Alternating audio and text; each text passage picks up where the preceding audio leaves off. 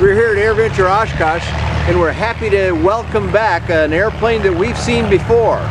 It's called the Skyleader now, but we know it as the Kappa KP5 from some years ago, right at the beginning of the Special Light Sport Aircraft project. And it was well received at that time, but then it lost its distributor. And we didn't see the Skyleader for a while. Now, we've got a new distributor. Welcome to Randall Dutton. I'm Dan Johnson, and we're going to have a look at the Skyleader.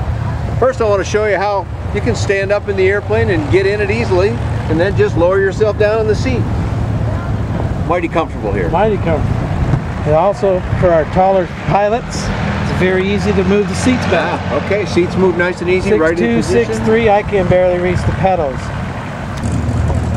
Well, getting in was nice. Yes, sir. Sitting down was nice. Adjusting the seats were nice.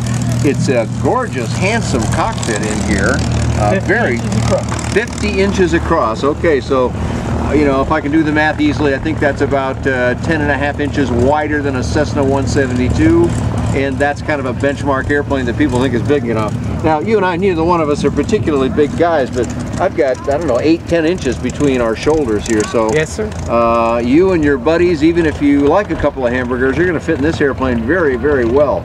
It's a handsome panel, and I want to talk to you about some of the other controls first, but tell me first how it's typically equipped. I mean, I'm seeing the dual Dynon 10-inch sky views in here, plus the little Dynon in here. Is this a typical equipment for this airplane? This is the actual deluxe equipment for this aircraft. Okay. We like to offer the aircraft as you want it. So equipped like this is dual controls, dual Dynon sky views. This acts as our backup. Ah, okay. Is this the battery-powered one then? No, well, it has its own separate battery. Okay. And it gives you all the 6-pack plus your altitude indicator and your stall speed annunciator. So it's audible as well as visual. Yeah, very clean looking. I like the design of it a lot. It's clearly a proper execution. So, we usually try and shy away from prices on these things, Randall, because these Randy, because these can be on YouTube for years and years and years. But get me in the ballpark, rough estimate of what an airplane as well equipped as this one might run people. As well equipped as this is about $155. Okay. The only thing this one doesn't have installed is a BRS chute. Okay. It's wired for it, which way we send it most to the U.S. Okay, great. It's already what we used to call in my old days is with that company was BRS ready. Correct. You could add it to it later if you want. Okay, that's cool. So, well, then contrast that if you said, well, I don't need all this stuff. You know, I've heard this is a good training airplane, and I want to use it in my flight school, but I don't need all the bells and whistles. How lean could you make it? You know, again, just rough ballpark, because it'll change over time. And viewers, please check with the company before you rely on these prices. But approximately $115,000. Okay. All right, so that's a very reasonable price tag for a. I mean, this is really nicely done. The way the panels are, it's all padded and comfortable in here. We also have lots of use of carbon fiber elements. I see it kind of dressing up, make it look fancy. We also have plenty mandatory cup holder. And quite a bit of room in the back. How much can you carry back there, Randy? Up to 66 pounds. Oh, wow, okay. So the airplane, what's its useful load, or what's its payload is the real number people are looking for? As it sits here, we're 822 pounds empty, gives us a 498-pound useful load. And how much fuel are we carrying on board? We can carry up to 32 gallons, 31.2 usable. Okay, at that you'd be pretty lean inside, but you don't have to fill the airplane with gas. That's a lot of fuel. And you're running the 912 IS engine on the front of this airplane, which I've had quite a bit of experience with now, and can say that yes, it really does save a lot of fuel, so that's a real good way to evaluate this airplane's value that way too. Pardon. The company test flight, we were doing 3.8 gallons per hour at 107 knots. Okay, that's the kind of numbers we've been hearing. That's around 100 and almost 130 miles an hour thereabouts.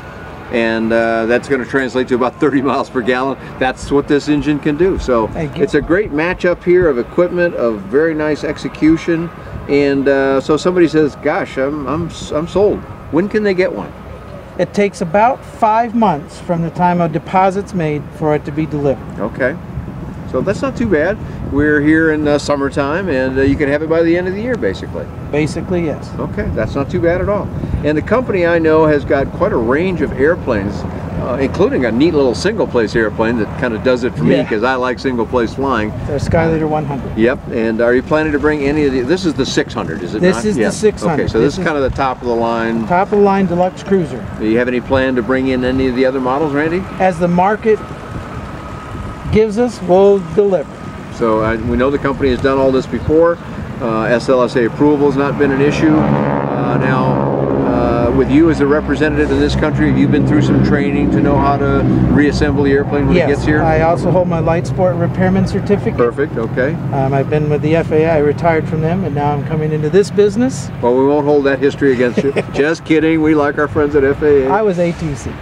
Okay, that's even better then. So, and where are you located in the country? We are located in Fernandina Beach, Florida, which is just north of Jacksonville. Oh, just north of Jacksonville. So we're kind of neighbors. I'm down in Daytona Beach, so we'll have to get together and go flying in this thing. Absolutely. Sometime. We'll have it ready for you in a couple weeks. All right, that sounds good. And maybe we'll see you at the Midwest LSA Expo? We are planning to have a booth there and doing demo flights. All right, great. Well, we'll probably go flying with you there, but we'll look forward to getting some more information from you then. We just want to welcome you back to the business. And Skyleader back to the USA. It's all good stuff. We're excited to have another good entry in the field.